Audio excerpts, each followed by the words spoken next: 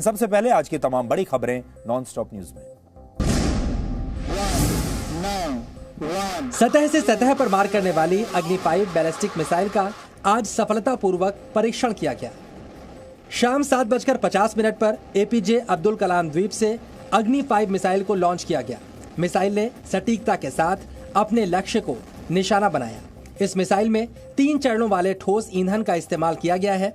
परमाणु हथियार ले जाने में सक्षम अग्नि 5 मिसाइल की मारक क्षमता 5000 किलोमीटर है।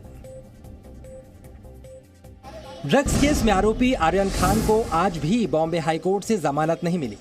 बॉम्बे हाईकोर्ट में आर्यन की जमानत पर लगातार 2 दिन से सुनवाई चल रही है और ये सुनवाई कल दोपहर 2:30 बजे फिर से शुरू होगी। They want that they have unnecessarily, unwarrantedly and unjustifiably arrested Ms. Munmun Dhamesha in the present case. High court में आज हुई सुनवाई के दौरान आर्यन के वकील और पूर्व अटॉर्नी जनरल मुकुल रोहतगी ने अरेस्ट मेमो दोबारा देखने की गुजारिश की और आर्यन को गलत तरीके से गिरफ्तार किए जाने की दलीलें पेश की। कोर्ट से यह भी कहा कि इस केस की जांच आर्यन को जमानत मिलने के बाद भी जारी रह सकती है। वहीं दूसरे आरोपी अरबाज मर्चेंट के वकील अमित देसाई ने कोर्ट में पेश की गई अपनी दलील में कहा कि एनसीबी ने बिना नोटिस दिए ही आरोपियों की गिरफ्तारी की।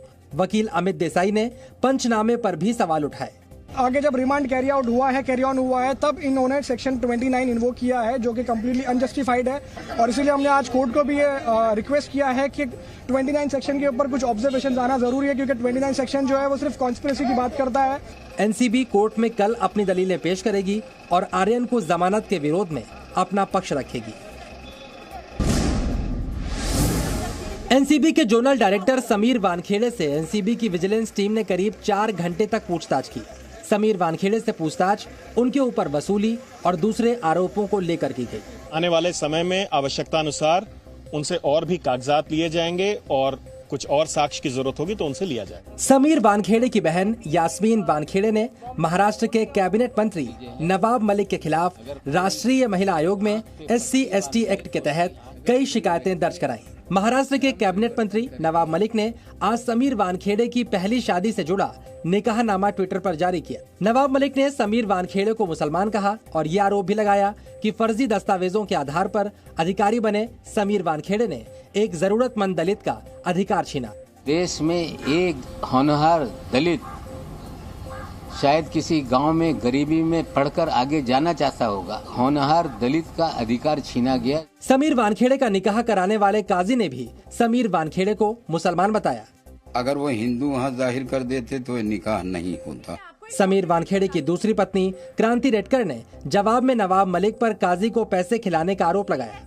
तब क्यों नहीं पूछा? अब क्यों आया है पूछने के लिए? क्योंकि नवाब जी ने उन्हें पैसे दिए हैं कि क्या सीन है? समीर वानखेड़े के पिता ज्ञानेश्वर वानखेड़े ने नवाब मलिक पर मानहानि का केस करने की बात कही।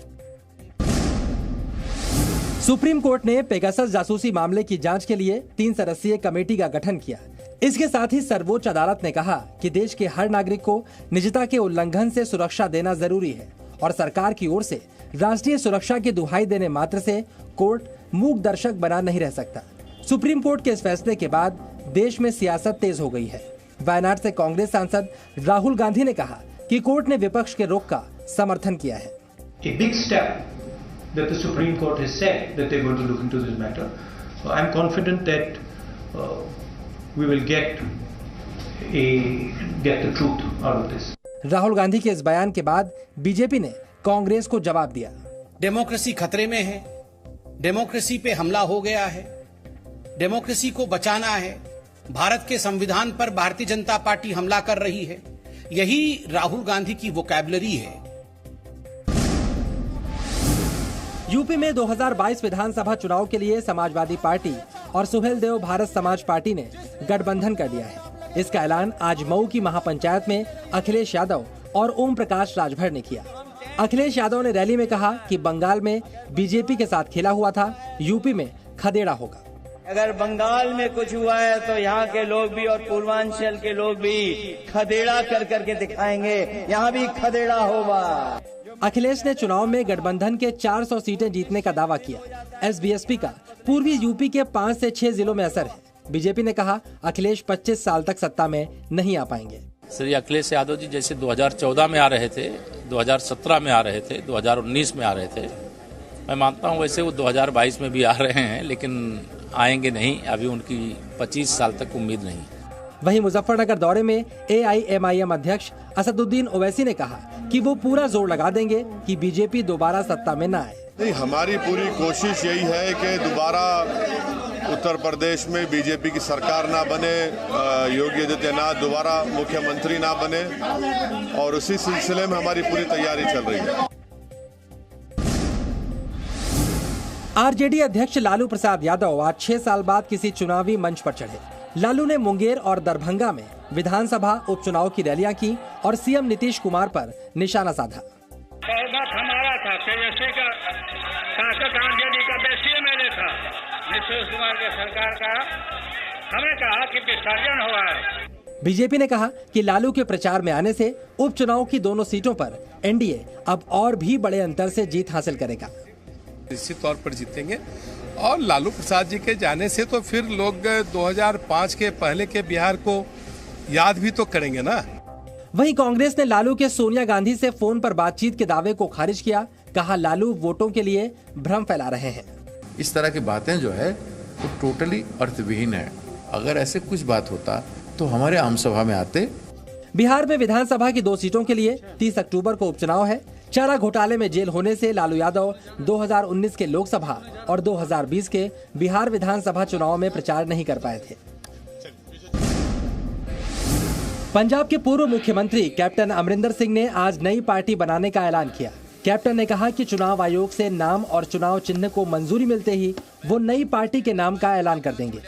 Yes, I am forming a party. Now the question is, what is the name of the party? I can't tell you because I don't know it myself. Our lawyers are today working with the Election Commission, and Jado Election Commission gives us the name, approves the name and approves the symbol, I will come and tell you all. नई party के ऐलान के बाद पंजाब कांग्रेस अध्यक्ष नवजोत सिंह सिद्धू ने captain Amarinder Singh को जयचंद कह डाला। पंजाब में अब तक का सबसे खराब प्रदर्शन करने वाले मुख्यमंत्री हैं। आप पंजाब के राजनीतिक इतिहास में जयचंद के तौर पर याद किए जाएंगे। आप एक दगा हुआ कारतूस हैं। अमरिंदर ने दोहराया कि वो सिद्धू को चुनाव नहीं जीतने देंगे। सिद्धू जहां से खड़े होंगे उन्हें पूरी ताकत से हराएंगे। As far as Sidhu is concerned, wherever he fights from, we will fight him.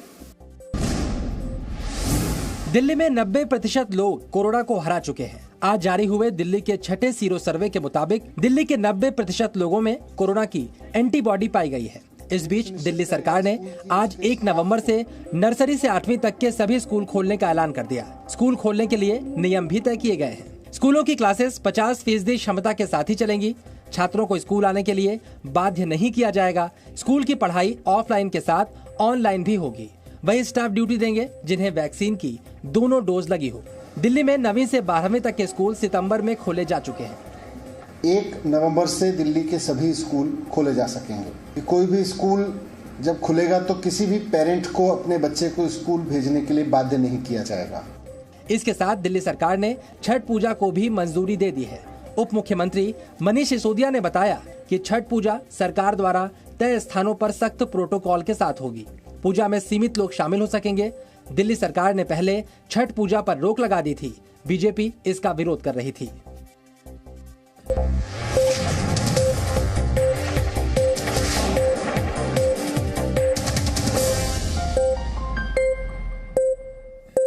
Presenting B News app, available on Google Play and App Store. Download it now.